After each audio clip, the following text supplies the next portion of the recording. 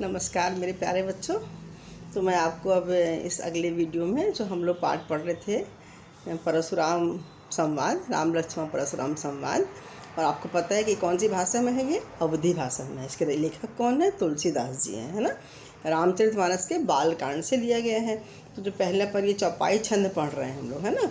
चौपाई छंद में चार चार पद होते हैं, और चूँकि आपको छंद आपके कोर्स में नहीं है तो उसमें ज़्यादा डिटेल में जाने की ज़रूरत नहीं है, क्योंकि इस पाठ में छंद है, दोहा छंद है, हरिगीतिका छंद है, चौपाई छंद है, सोठा छंद है।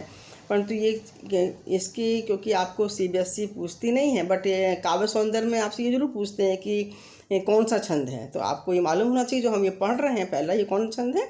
चौपाई छंद है, ठीक है ना। तो हमने जहाँ छोड़ा था अपना अगला वीडियो, वो छोड़ा था हमने सहस बाहु सम सो रिपु मोरा। और हमने आपसे कहा था कि अब नेक्स्ट में हम बताएंगे कि सहस बाहु सम सो रिपु मोरा क्यों कहा गया है, क्यों कहा परशुराम ने।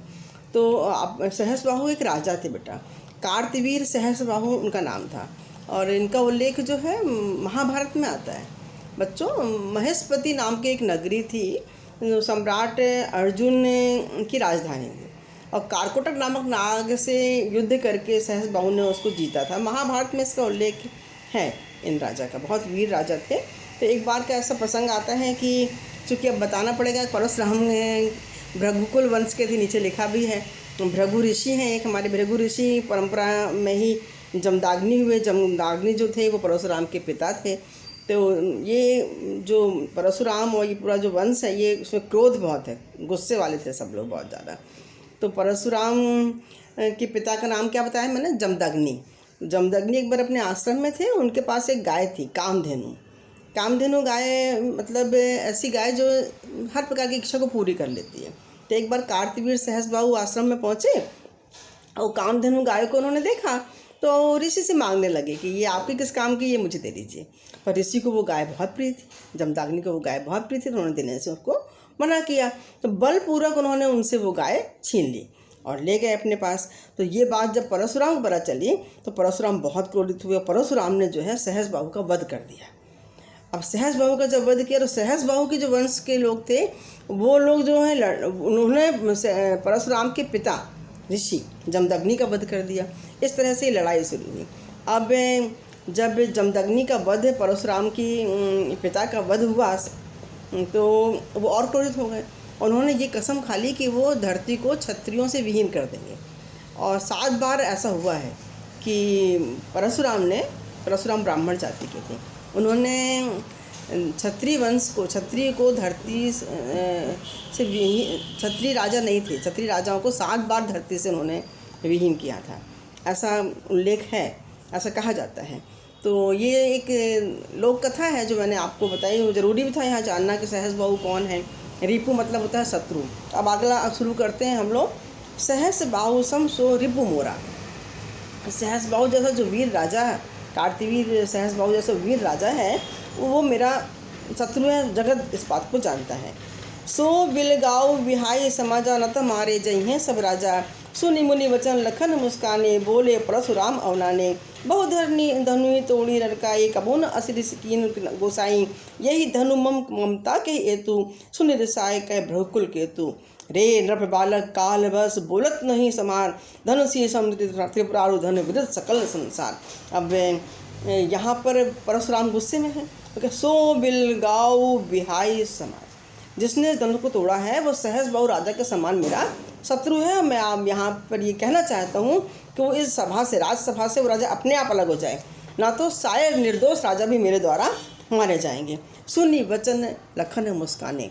जैसे ही परशुराम की इस बात को सुना तो लक्ष्मण जी मुस्कुराने लगे और बोले परशुराम की अवमानना लिखा है, अवमानना मतलब अपमान करना की वजह से बोले। ऋषियों के सामने मुँहजोरी करना या ज़्यादा बड़े लोगों के सामने प्रत्युत्तर करना हमारी सभ्यता के खिलाफ है। तो चूँकि उन्होंने उत्तर दिया है तो उसमें लिखा है कि उन्होंने अवमानना की, अपमान किया है। बहुधन ही तोड़ी लड़काई, बचपन में तो हमने बहुत सारे धनुष तोड़े हैं। कबो न ऋषि, कभी किसी ने इतनी गुस्सा नहीं दिखाई जितनी गुस्सा आपको आ रही है। आपको भी पहले कभी इतनी गुस्सा नहीं है, हम तो बचपन से धनुष तोड़ते चले आ रहे हैं। यही इस धनु में आपकी इतनी ममता क्यों है? ये धनुष आपको इतना प्यारा क्यों है? सुनि रिसाई कह भृगुकुल केतु। उनके इस संवाद को सुनकर परशुराम को कहा गया भृगुकुल केतु, रूपक अलंकार।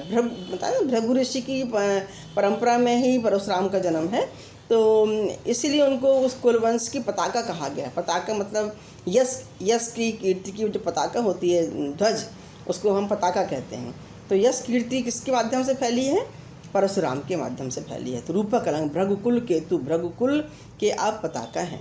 सुनि रिसाई कह भृगुकुल केतु, जो भृगुवंश के पताका हैं, ध्वज हैं, यश कीर्ति को फहराने वाले हैं, वो क्रोधित होते हुए बोले, रे नृप बालक काल बस, ए राजा के बालक, राजकुमार, तू मृत्यु के वश में हो गया है, बोलत नहीं समार, तू अपनी वाणी पर नियंत्रण नहीं रखता है, तू ठीक से बात नहीं करता है।